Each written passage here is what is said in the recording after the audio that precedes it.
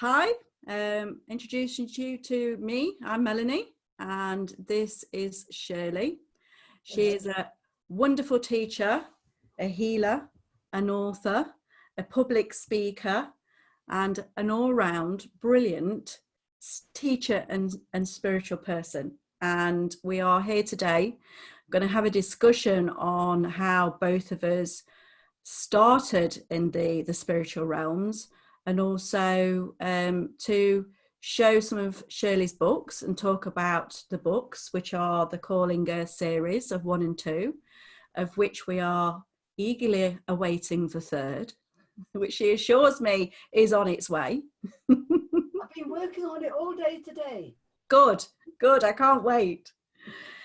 So how our connection happened was, it was probably about 18 months ago to 2 years ago, and I saw a video of Shirley with Magenta Pixie, and that's how it all started for me. And I was so intrigued with Shirley, and I was over in Cyprus at the time, clicked on my computer, and lo and behold, there was an actual workshop when I was going to be in the UK within literally a matter of weeks. And that's how my connection with Shirley all started. And it has been magnificent awakening, and all kinds of things have happened since then. But I know, Shirley, you've been doing this for quite a number of years, but you didn't start until quite later on in life, did you? No, I was 54 when I got started. But looking back, with hindsight, I realized that they'd been trying to get me into it 20 years before then. I simply didn't know. This is why I feel it's so important for psychics and mediums to tell others what they're capable of, because I was in Italy at the time, and had I had somebody like yourself or like Magenta to say, look, this is you, this is what you can do, I'd have started earlier, but I didn't have anybody like that. So it just had to happen in another way. Yeah, I agree. And then that's why I have started doing a series of videos talking to various people, because especially in this area of time now with the shutdown, I do believe that a lot of people are waking up even more so. I know with my experience, things that have happened to me in this time have been phenomenal. The awareness is so much more. And it's like we've always said, if I knew back then that I had somebody to watch, somebody to go to, somebody to ask some questions about what was happening, because a lot of people do keep it very, very quiet because they think that they're going to be judged. And a lot of people say to me, well, people will think I'm mad. Famous words. I think my whole family thinks I'm mad, actually, even now. But it's true, you see, people generally who have no idea look at people like us and they listen perhaps and they think, oh, I can't do that. That's not for me. They must be special. When in fact, everybody can do it. And I teach people who are complete and absolute beginners how to get started. And the starting point is meditation. And then people say, oh, I can't meditate. Oh, I don't have time. Or I can't empty my mind. The last thing, if you want information, the last thing is to empty your mind. I teach a technique where you use your mind, where you can ask spirit questions and you can get answers. And that's just another method of meditation. It's a different technique. It gets people started, you see. Yeah, I mean, and obviously over the years with you doing that and all of your workshops and your classes and everything else, to a degree, I would imagine that's where your knowledge has come from the books that you've written. Yes, well, the books come about as a result of meditation. Not meditation comes about as a result of the books. Yeah. You see, I go into a meditation and I ask questions and I get answers, and it's the answers that go into the books. So, and that's true of the last two books, Calling Earth. And because I'm trying to reach what I call the man in the street who wouldn't go near a spiritual book, generally, most men say, oh, a load of rubbish. So I've written it as a sci-fi, and they will read a sci-fi, but they're still going to get the messages, you see, without knowing it. It's sowing a seed, basically. Yeah. Yeah. Yeah. There's some wonderful information in them. Even now, if I go back and reread them, it's like we've had discussions before where I'll go back to a chapter and it just happens to be the little bit that I need, and I will message you and say, look what I found, and it's there, So even for us that are doing our bit with spirituality, are helping people and do practice, I think they're so insightful. I really enjoy them. That's why I'm so excited to get to the third. But Melanie, I'm still doing that. When I look back at my earlier books, like Being Human and Spirit Speaks, and I read it again, I'll go back into it again, I think, my God, that was a good book. I know. I forgot all the stuff I'd put in it, Yeah, I know. I've been finding that recently as well, in these few weeks where we've obviously been inside more. And I read a lot anyway and study a lot, always have done for about the past, it's got to be 9-10 years now. And I am finding that I get led. I've always got led from one book to the next piece of information, to the next. It's always been like that. And I had a huge aha moment the other day. And it was only to the fact that I kept looking over at my bookcase, and it was like, more or less, go and look at that book. One pops Look at that book. And I've had this book years, and it's like, right, okay, I'll go and look at the book. I've read it probably 2 to 3 times, this book, walk over, flicking through it casually, go to the back chapter, read the back chapter, and it's like, oh my goodness, all the information before me, at that appropriate time and fitted in exactly into the jigsaw. And I still find that amazing. Books are invaluable. I was told by Spirit once, and again and again and again, they keep telling me the same thing, that had all the masters of the past, like Plato perhaps, or Aristotle, or any of those, if they hadn't put down in print, or in print in those days, put down for the record in writing, we would not be able to learn anything from them. It would have disappeared into the mists of time. And they say, you have got to put it into print. It has got to be tangible for people to touch and read, because should your electricity to go down, should there be no internet, you will still have the books. Whereas if you rely on the internet only for reading, then you're going to miss out if it all goes down on you. Gosh, I hope I'm not making a prediction here. But it's true, isn't it? Yeah. The books will last. Yeah, I always feel that, even though I have a lot of books that I have on like platforms like Scribd or Kindle, and sometimes I can't, that's the only place I can get them, if they've been out of print. Yeah. But if there is something that I find really interesting, I then order the book as well, because I have to go through the book to mark and tab all the bits that I need to go back to. Yeah. There's nothing like in having a book in your hand, is there? It is so important, because I don't know if you've found this, but anything on the computer, on the internet, to find it, you have to know what you're looking for. It doesn't jump out at you. Yeah. So you have to really, really search. Whereas if you've got a book in the bookcase, just as you said earlier, it will pop out at you. You will just know that's the one I want. It's a whole different ball game when a thing is written down. Yeah. It is important. Yeah. And I'm not saying that just so I can sell my books, which of course I want to. I mean, that's sort of common sense. But you see, I meditate every morning, and this morning and yesterday and the day before, I'm doing other bits and I'm asking different questions, and they keep coming in and say, get that book written.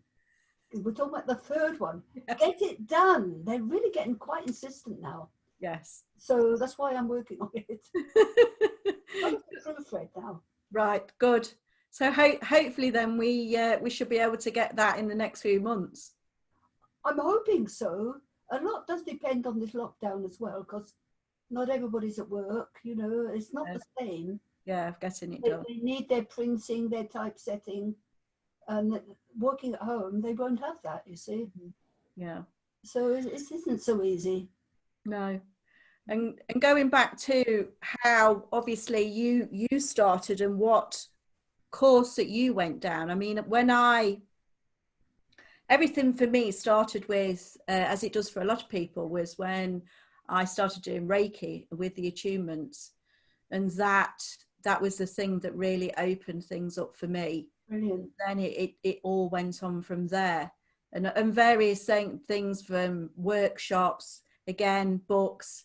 I was so lucky to have a period of time where I was completely immersed. I would say for 7 years, I was lucky to be immersed in books every single day or some form of research. But that was where I went. And then the next thing that happened was when I came to one of your sessions. And then that entered a completely new era, a new ballpark. threw me into a bit of a quandary for maybe 12 months, because it was that big a awakening, and it was the fact of, okay, this is strange. Now what do I do with it? But what do you find, you know, when obviously you have had so many people over the years who you have had this effect on, who I know, like I think Magenta said that she was one of them, and obviously various other people, that you do tend to have that catalytic factor when somebody comes to one of your workshops, or whether you just do a session with them. Well, I think it's because I really, really do care. And I mean, I used to teach in, not this stuff, I used to teach in Italy. And my students said, Shirley, you care more about what we learn than we do. And I'm still the same now. I care that I am passing over to others what they need to understand and get to grips with. I care, I really do care. And if people haven't got it, then it's my fault, not theirs. You know what I mean? So yes, I care, and I think that's all you need, is you've got to have passion behind it. And So once you get on, anybody listening, once you get on this route of working with spirit, there's no getting off. No, there is not. No, there is not. So when you have people in your workshops, not everybody is at the same level. There are others, there are newbies, there are people there who have been doing it a while. Well, no, what I do is, if I'm doing workshops, I will gear any particular workshop to a particular group level. And if there are other levels which are sort of more advanced, I will do a separate workshop for those. It's the same with evening sessions, you know, on a regular group meetings. I separate beginners, mediums ones, excuse the pun, and those who are advanced and know it all. So we have 3 different levels going on different evenings, so that it covers everybody. You can't really mix them all together, especially, this is for the beginners more than anything else. If you go over the heads of people, they're just not going to accept it. It's like feeding a baby solid food before it's ready. Yeah. You have to wait until it's ready. And it's no good giving milk sops to somebody who's been used to having steaks or something more, because they're going to be disappointed. They're going to be looking for something more solid. Same idea with teaching, really. It's not that hard. No. Need more time. Different groups of people. That's why I keep saying to you, you're going to have to go online more. You're going to have to address more people by doing something like we're doing now. Yeah, I really don't care to do it. I know. The energy, the combined energy of the people together, and the energy, if you've been to my room, you know it has an amazing energy, which you're not going to get over an internet. Yeah. And I spend nearly all day on the computer anyway. And the last thing I want is to spend it in an evening as well. Seriously, this is me being selfish. I switch off my computer at 6 o'clock. Oh, that hasn't happened tonight, but generally, I think, no, I'm on it from morning till night. There's got to be a cut-off point. Yeah, I agree. There has to be a balance. Yeah. And that's true for everybody. There has to be a balance. We're here to live normal lives as well. If you would want only to connect with spirit, then why bother to come down to earth? Stay in spirit. You know? Seriously. Yeah. I've always liked that saying. Yeah. Yeah. This is true, isn't it? Yeah, I agree. I spent time working in Winnipeg, some years back now. And I spent, sorry Winnipeg, but I spent a lot of my time bringing people back down to earth. What I call airheads, space heads. They were all up there. And I thought, keep a balance, That only happened that once, and that was only in Winnipeg once. Because I have met some wonderful people in Winnipeg. I'm not knocking the whole of Winnipeg, but the ones I just happened to come across were those who needed rescuing from being up there. So what have you found within these? I mean, because we're just over 4 weeks. We're actually nearly coming into the 5th week, aren't we? Yeah. You've been getting a lot of connections, a lot more messages within this time, whereas we're all shut in. Now, I know it sounds crackers, but I'm getting requests from different people. Would I send healing to so-and-so? Would I ask this question? Would I find out about that?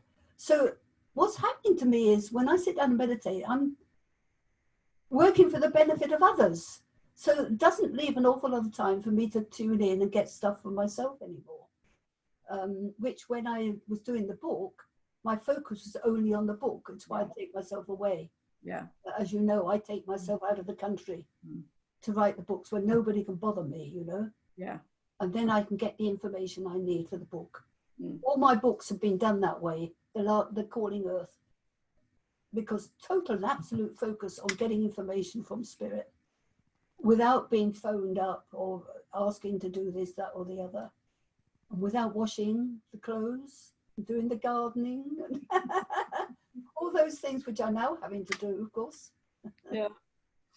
Yeah, it's been a very brilliant time, I think, in this time. The lockdown, yes. Yeah, I think that a lot of people as well. I mean, that's one of the things that I made very sure that I did right at the beginning of this, is that I didn't drop into fear. I can't say that I managed it.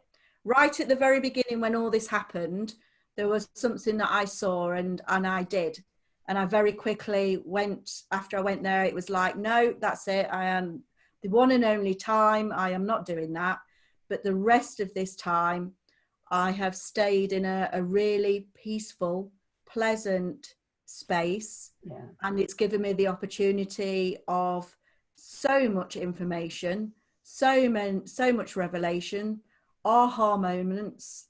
To me, this couldn't have been a better thing that's happened. I'm sure the world will see it differently in the economy and everything else, but I think for a lot of us out there in this situation, I can only see that the same has been happening with them, and hopefully people who are just starting out as well, that people are starting to awaken up and get on board. And I do think this is happening. It's done an enormous amount of good. People have united, they've got together, they're helping each other. They are actually being spiritual, just by being nice to each other. I think it's unified the human race. Oh, we're not talking about the odd groups that do all the wrong things. We know they exist. But they'll go their own way, separate to us. They will, because this is just one journey. This is just one period in the soul's journey. And those who, shall we say, have done all the wrong things mistakenly, they'll go a different route. They won't be on the route that we're on. Those who've been helping each other and doing things, nice things, they won't be on the same timeline. And I feel sorry for them. Actually, I feel quite compassionate about it, because they're not going to have a good time of it, which is sad for them. But, you know, you only get back what you put out. Yeah. I'm quite at peace about the whole thing, because I know our souls carry on. This is just one lifetime in a long stream of them. Yeah. The world is so much bigger. Maybe when I go, because I'm 85 now, when I go, maybe I'll decide not to come back to Earth. Maybe I'll have a jaunt on the Pleiades or somewhere. Yeah. I don't have to, none of us have to be tied to Earth unless we choose to. Yeah, it does seem that those of us that are here at this particular given time, we are all here for a very important reason, aren't we? Yeah, very important reason. Maybe you are here to keep the calm, to be able to assist others who are not so calm. You know, it spreads. Somebody being calm relaxes those who are in a state. We're all different. Everybody's going through different trials. I mean, if you're losing a loved one, or you're actually suffering yourself, then there's a difference for them. But you're there to keep them calm and say, look, they're there. I tell you one book which I can recommend wholeheartedly to anybody at whatever level, and this saved my life, my sanity, I should say, not physical life. It saved my sanity years back, and it's called Testimony of Light by Helen Greaves. Okay. Really, seriously, if anybody is in a state over what's going on, or personally or globally or whatever, that book will bring balance and peace back into their hearts. And it's only a thin little book, so it's not a great load of stuff that you have to plow through. It's easy reading. And I tell you, it saved my sanity when I was going through a very, very hard time. I think as well that I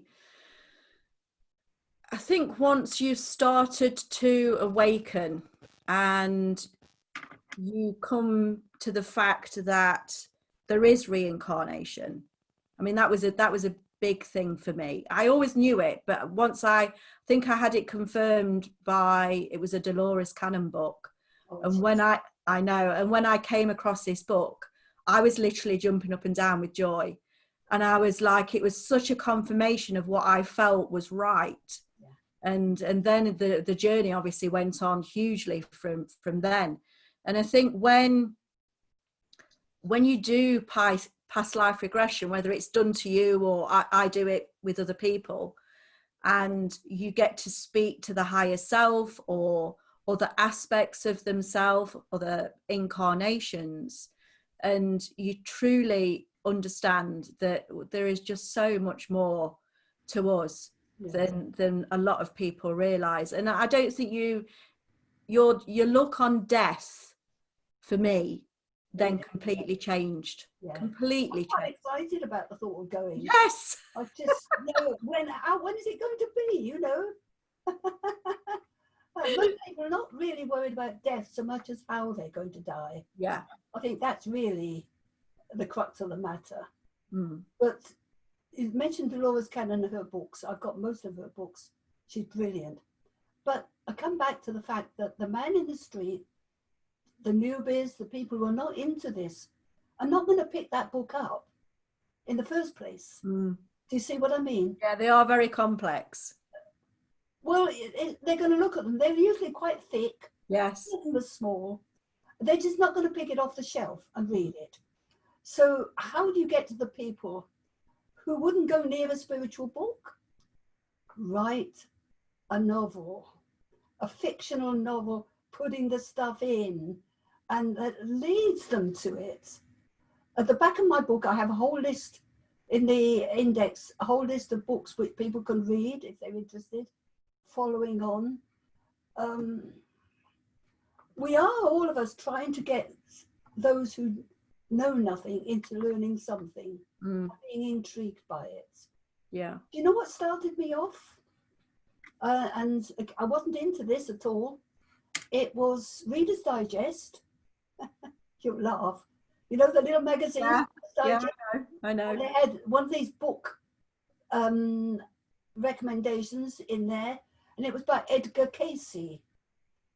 So I read it and I was intrigued. And it was only a shortish article about Edgar Casey, but it intrigued me enough to buy one of the books about him. Yeah. That was what kicked me into touch. Just that one thing. Yeah. So you see, sometimes it's the little things that I call them the hook that catches the worm. Yeah. Same as when you go to a spiritualist church and have clairvoyant messages. People are going there because they want a message from a dearly departed, right? Mm-hmm. But they don't think that they can ever do anything themselves. They just want to be told their loved ones are okay. But it is the beginning, because it starts them thinking, so that it's valuable about other stuff. And then they follow the threads, and the thread will lead them into the bigger stuff, such as you and I are getting into now. Yeah. Does that make sense? Yeah, 100%. Yeah. 100%. I honestly believe that from when my awakening happened, I look back and I can see that I still am following the breadcrumbs. That's it. You follow the breadcrumbs, follow the threads. Yeah, 100%. And when you step back and let that happen, and you don't force it, because I think the more you force it, the more it doesn't happen. Yeah. The more that you enjoy what you're doing, the more you're passionate about it, the more you can just having courage sometimes to follow. Yeah. Yes. My threads have led me all over the world. I know. Into places that I wouldn't have gone to without listening to what Spirit were telling me. Yeah. And trusting enough to follow it up. Yeah. Basically. Yeah. You've been to some amazing places on your travels on your own. Some of them you wouldn't want to go to, really. If you want to read about that, read Being Human. Oh, the place, you wouldn't want it. Had I known in advance, I wouldn't have gone. But you see, it was necessary, all of it. Yeah. And I'm still alive. You are, yes, very much so. When going back, obviously with everything that you've done, when did you first bring in the light language? How many years ago was that? Oh, golly, my goodness me. It's got to be 20 years. Really? It has to be. Because, the years fly by so fast. I've been in this house over 20 years and it happened before then. So it's got to be 20 years at least. But it's finding the courage to actually use it when you're in company of people who think you're a bit mad. Yes. But you see, when I trust it now. Yes. When they want to speak, that I'll let them, because it's always, without any doubt whatsoever, for the benefit of somebody who's present. Yes. Because it's the vibe, as they explained to me, it's not so much the words that you can't understand, because you won't understand. It's the vibration of the sound. The sound creates a vibration which hits whoever is there and enters their energy field and does what it's intended to do. Quite often it's healing. And it could be emotional healing, it could be physical healing, or it may be just waking them up to the fact there are beings out there who are not like us, But I have to say that the ones I contact are all humanoid. I don't have any contact with those who are not humanoid. I mean, there will be other people who do, but that's not me. They're all humanoid. And somebody said to me, why are all your contacts male? Well, they're not actually, there are a few female. And I said, well, it's because I like men. They're presented, I'm not sexy or anything like that, but I like male company. Why not? Yeah.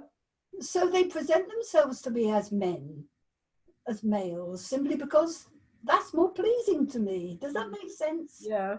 The male Without a doubt, for a man connecting, he might get women because it's more pleasing to him. Yeah. It doesn't have to be a sexual sort of sexual gratification thing. This is just pure, what should we say, natural. Yeah. That men were like women and women like men. It's to me, it's a no-brainer.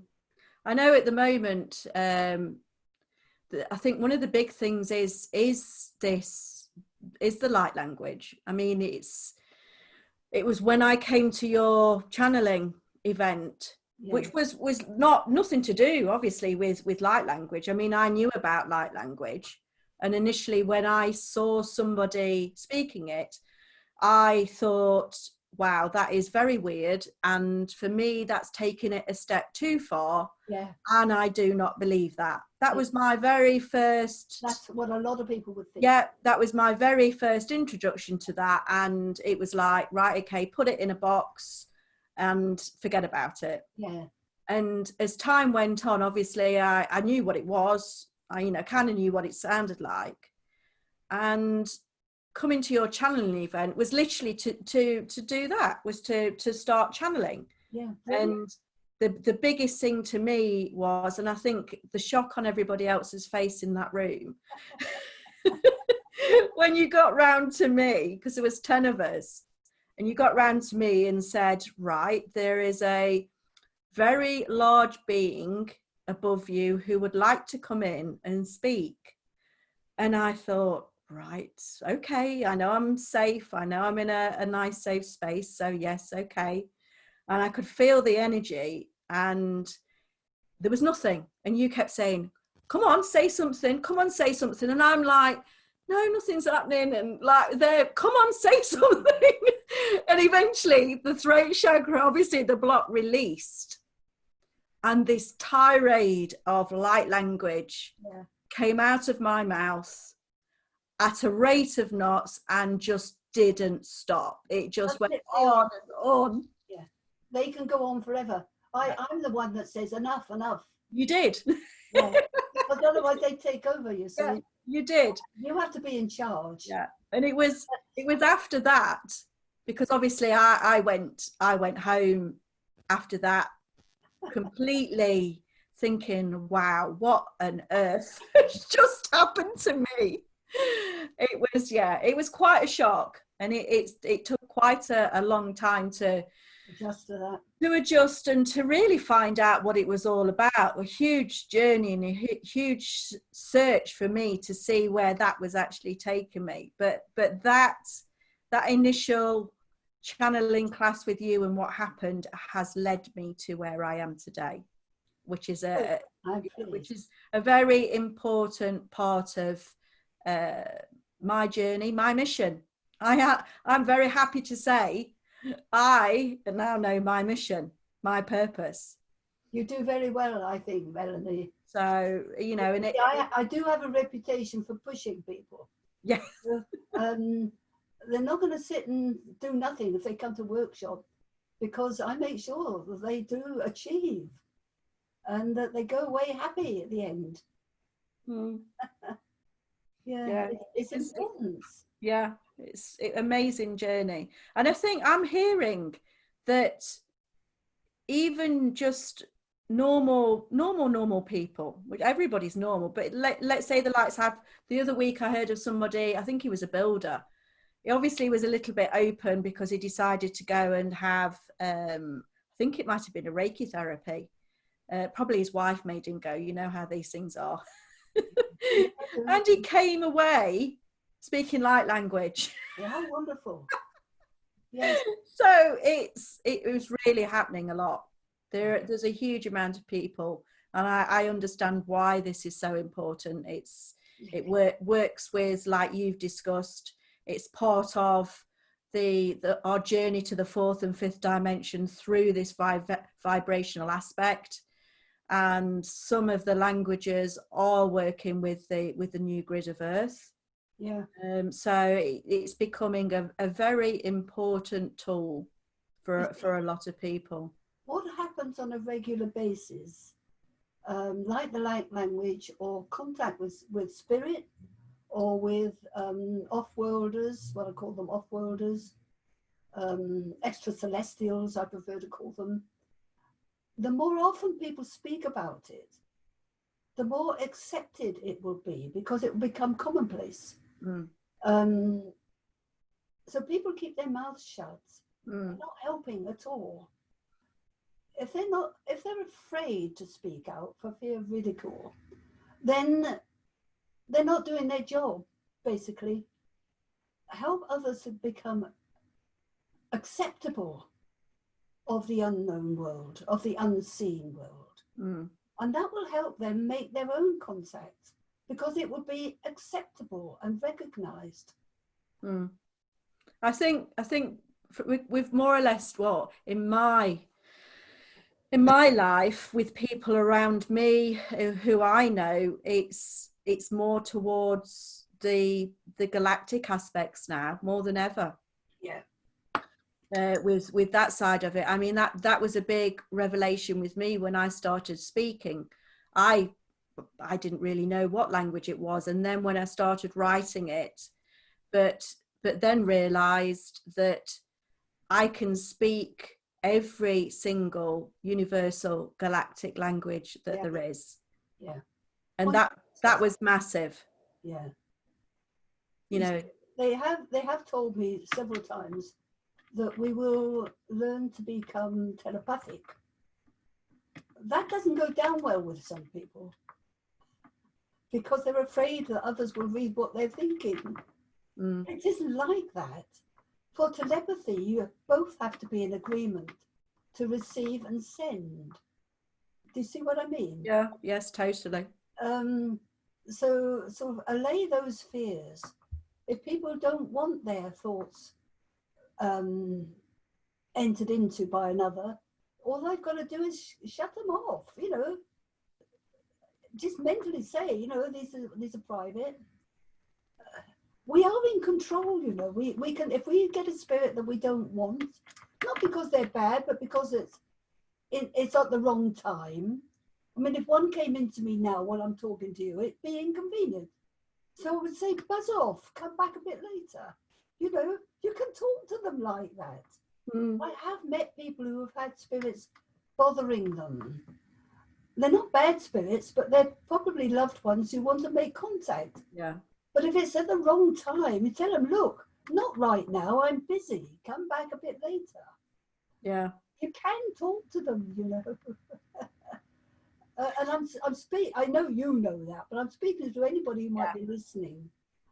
Yeah, like you say, people don't realize that that you're the one in control. You must be the one in control. Yeah. You have to be the one in control. Mm. And think about it, they need you more than you need them. That's another thing. Yeah. People don't always realize that. No, I was going to say a lot of people don't think that way either. No. Yeah, very much so. We're not talking about Master Jesus or any of the archangels or any of what I call the ascended masters. They're wonderful. I mean, and you don't want them to leave. So that's a different ball game altogether. But we're talking about people who are just beginning, aren't we? Yeah. So they have to be in charge. They have to know how to handle it. And this is what I teach. You have to learn how to handle what comes. Because you are always in control. Yeah. I think that's the biggest thing is I know that people that I speak to, if I start a discussion on what I do, the weird and wonderful, and they may have had an experience, and this has happened a few times, that they've never ever told anybody else, but because you've broached the subject, they are more than happy to find somebody to discuss and to tell about it, because they've kept it quiet for such a long time. I think in my little owl cards, you'll see that there's a message to that effect. Never be fearful of opening your words or speaking. Yeah. Never be fearful of being ridiculed, it says. That comes from spirit. Yeah. Yeah, that's true. And I mean, especially in this time at the moment, because so many people out there are awakening, are getting downloads, are getting people speaking to them, are astral traveling, things are happening in the dreams, which I know that for some people, that can be frightening them to death. Yeah. And they certainly don't say anything to anybody. Dream interpretation is very helpful, I think. Once you learn how to interpret your dreams, to know which ones are relevant to communication with spirit, which ones are just ordinary everyday reruns of your life. Once you learn that's a great help. Spirit said, look, if you're not meditating, we'll give you messages in your dreams. That'll put a whole new concept on dreaming. Yeah. And once you learn how to interpret it, that's very helpful, I think. Yeah. Yeah, I do. There's so many aspects, so many directions you can go to learning about what we do. Yeah. I think the other good thing as well at the moment is that I recently have been finding so many members of my soul family. Yeah. People that that you've got obviously a really strong connection to, and you meet and it's like you've known them forever. And you can only have just met them. And people don't realize that you are drawn together, and your soul members are all over the place. Yeah. People don't even know when I say about soul family, I explain to them about it. And so it's not like your normal family at all. When you've gone beyond of your physical aspect of your mother or the physical aspect of your father. And even if you don't get on with those, in real life, in the 3D, somewhere you have got those other aspects of your soul family, or your soul mother, your soul father, your other soul aspects. And when you do meet people and make the connections, it's, that's wonderful. Yeah, we're role playing. A lot of our lives is role playing with a family, a soul group. You go on the other side and meet up and then say, oh, what was for you like this time? Oh, you didn't do well, didn't do too badly, did you? I think next time I'll be the baddie and you'll be the mother and you'll be the goodie, and we'll have a go at changing places. It's role play. Agreed on beforehand. And that's a bit hard for some people. It is. Yes, when I explain that scenario to people, I must admit people find it difficult to get their heads round. Yeah. They haven't. It'll take time. It does take time. I think it's taken me a long time. I think a lot of people are more so on a fast track at the moment, though. Yeah, they have to be, because we are moving up, and the earth is moving up. I mean, I'm getting so much stuff, which I am putting in the book number 3, by the way, quite a bit of it. Some of it might be a step too far for some readers, but if they've read book 1 and 2 of Calling Earth, which I recommend, obviously, before reading book number 3, they'll understand exactly what I'm talking about. Yeah, I know. It's like you can't jump in at the end. It's when I talk to people about galactic languages and time jumping and portals and stargates, and you've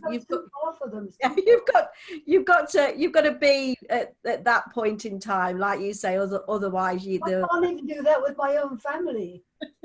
No, it's too far for them. They're not into it at all. I'm lucky. I can say that I have members of my family who I can discuss that with. They don't think that I'm, well, they might do. They might not just say it to me. They're completely lula, especially when all the languages came in. No, I wouldn't dare do that with my family. They've got to follow their own path in their own time. They'll come to it. Yeah. They love me, which is all that matters, really. Yeah. It's like you say, people wake up in their own time. And I do think that as family members, that is probably one of the hardest things. Yeah. And sometimes you can be the only one in a complete family who wakes up, and maybe that's meant to be. Yeah. Yeah. When you start talking about walk-ins, is that a step too far to talk about walk-ins? No, go and talk about walk-ins. Well, we can talk about walk-ins. That might be a step too far. As you know, I believe in reincarnation, and when we die, we go on the other side and decide whatever path. Now, if you've evolved enough to the point where you want to serve others, where it's no longer a service to self, it's a service to help others, and there's somebody down on earth who's really had all they can take about this life, and they really want out, and they might be on the point of committing suicide, or, as you know, nothing happens by chance. They may have an accident that they nearly died, should have died with. So there's an agreement between both souls, because the souls are aware, that they swap places. So the one that's already in spirit has an agreement with the one that wants to leave and says, okay, I'll change places. And the one that wants to leave does, to its great relief, and carries on its journey as it would had it died. It can stay where it wants, or it can reincarnate, it can do what it likes. But the one that's coming in is classed as a walk-in, because they have walked into the body of another human being. Now, they remember, they often don't know once they're in the body, because every cell of the body holds memory. So they have memories of when they were children and when they gave birth to so-and-so, or attended that college or whatever. They have all those memories there. But because they're a soul that has a mission, because they're not allowed to do it unless they have a purpose in serving others. So they become aware, obviously, because they suddenly realize they have a drive to do this, or have an urgent need to do that. And it's always about helping others. That is generally a walk-in. Does that make sense? Yeah, it makes total sense. I remember when I had a reading with you, and looking back, that you actually said within my reading that you thought that at some point I was a walk-in. Well, in that case, you would have come as an evolved soul, ready to serve others, to do your purpose, And hence doing what I'm doing. And hence doing what you're doing. You see? And you can usually, not always, but find a point in your life when that might have occurred. Mm. Yeah, I know when I read obviously going back to the Dolores Cannon books about the walk-ins. Oh yeah. Yeah, and I can see that, and I can even see the fact of where people have had experiences and longing, and which they don't understand about going home. Oh yeah. And I've been there and had that, and obviously realise how that works and why I've had periods of feeling like that, because of all the places that I have been and where I come from. But I had a bit of a revelation the other day, was when everything was falling into place, when I like to say they keep giving me these jigsaw pieces. And out of the blue, I had a recall of, must have been when I was probably about 8. So a very, very, very long time ago, and came out of nowhere. And I used to go through periods of time thinking I was adopted. Oh, because you didn't belong where you were. Yeah, and I wasn't, but I was convinced, and it took me right back to my childhood. I was utterly convinced I was adopted. And it's not until now, all these years later, with this work, and especially over this time where we've been shut in, where I was sent right back, and it's another jigsaw into place. Why I can see totally now why I always thought that was the case. You see, sometimes it does take a little while for anybody who's walking to put into practice why they've done it, why they've come in. It might take so much adjustment, like learning to be in a different body for a start, learning to get on with the family that they're in with before they can actually start doing the job that they were there for. That's why sometimes realization comes a little bit later. Does that make sense? Yes, totally. I don't think, and that's probably why they don't really do that. They tend to feed you the information, because I really do think if they gave it you all at once, it's too much. It is too much of a shock, you see. Yeah. Yes. Yeah, it would But be. You see, we have infinity. People forget we have plenty of time. We're all in such a rush, but we have infinity. Our souls just keep going. Knowing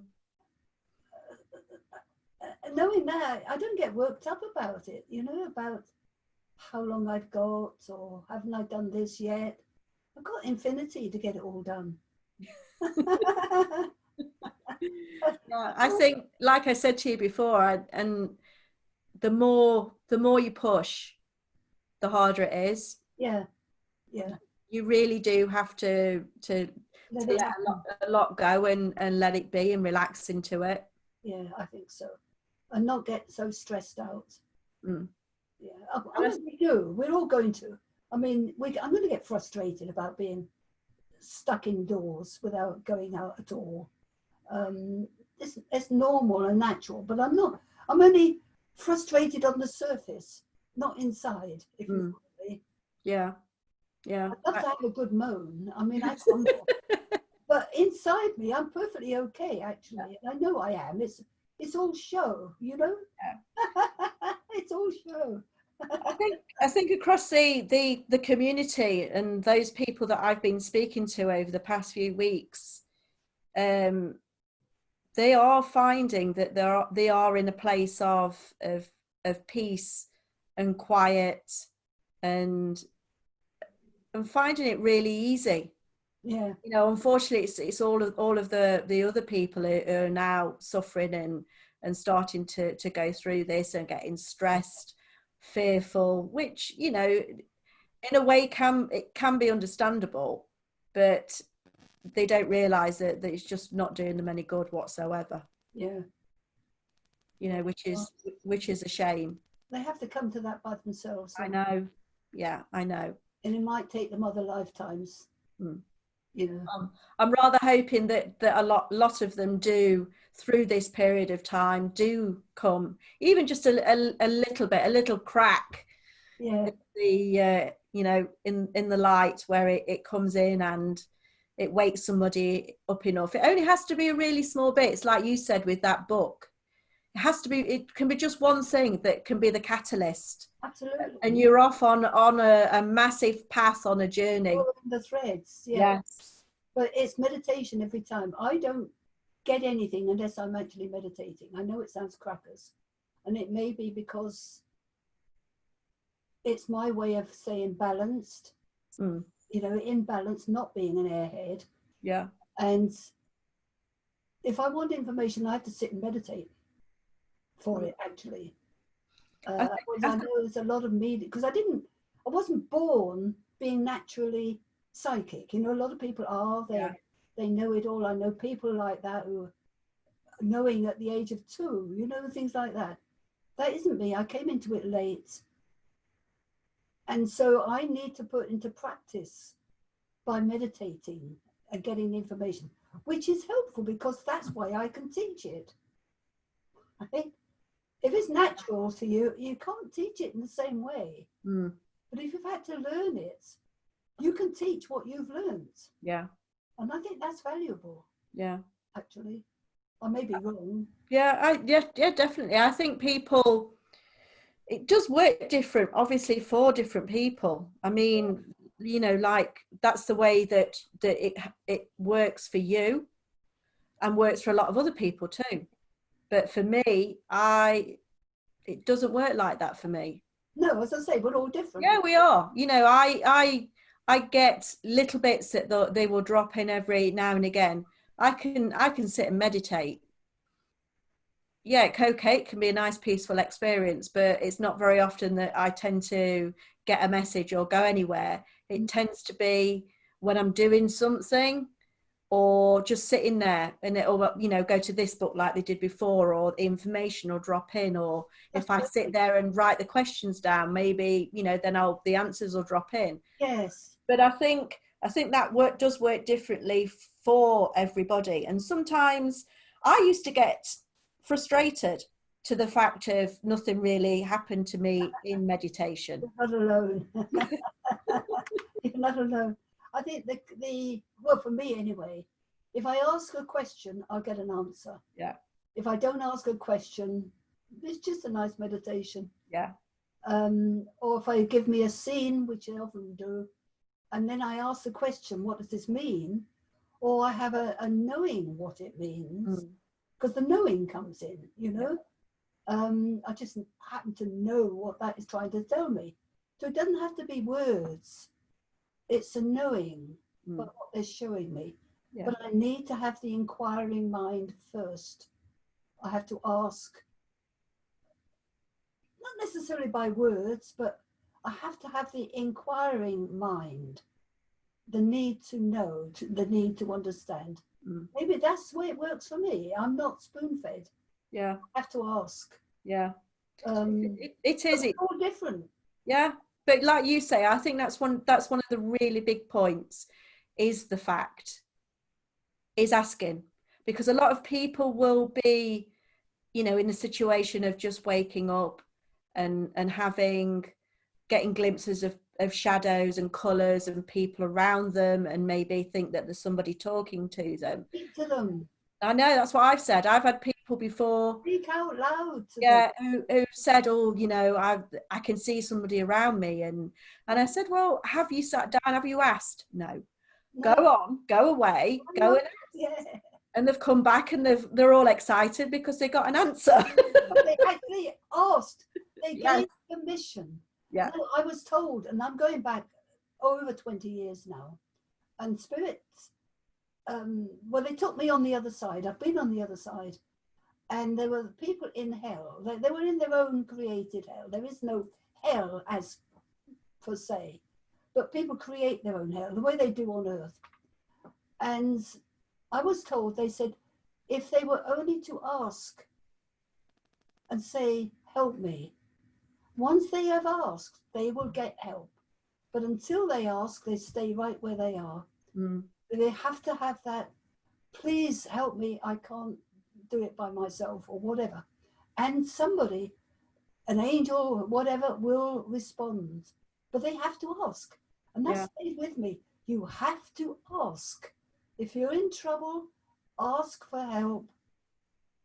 But if you don't ask, they can't do anything. They're not allowed to do anything unless you actually ask for it. Yeah. Interesting, isn't it? And it may not come immediately, but a way will be found to give the assistance that's been asked for. And it might be a week or two later, it might be a month later, but they said every request is noted. I got cross, I said, oh, noting isn't enough. I do argue. And they said it has been noted and will be responded to. Yeah. Yeah. Okay, it's telling me, you know.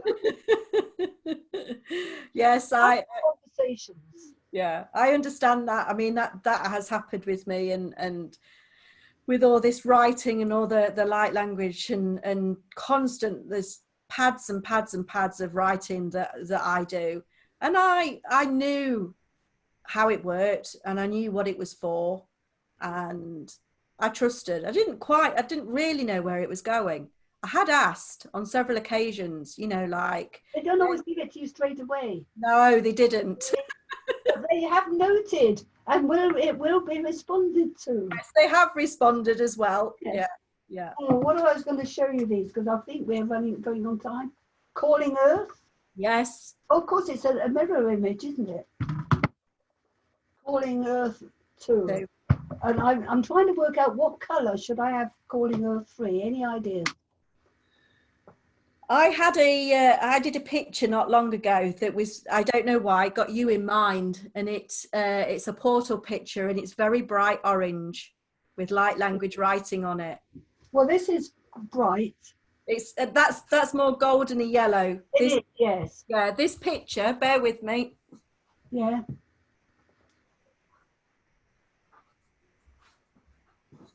Oh yes, I see what you mean. More of a gold, isn't it? Yeah, it's orange with the light language, That looks good. That looks really good. and that was done some months ago, and it was that was with you in mind. Because I've got to decide, you see, once the book goes off to the publisher, I've got to decide what cover I want. Yeah, Thank you for that. that's all right. See, I asked the question and I got an answer. And that was quick. It's probably been sat there all that time. Waiting for me to ask the question. Yeah, exactly. Because I haven't asked anybody else. I've only queried it in my mind. There you go. And that is just brilliant proof for everybody. Absolutely. Yeah. Ask and you shall receive. It says so in the Bible.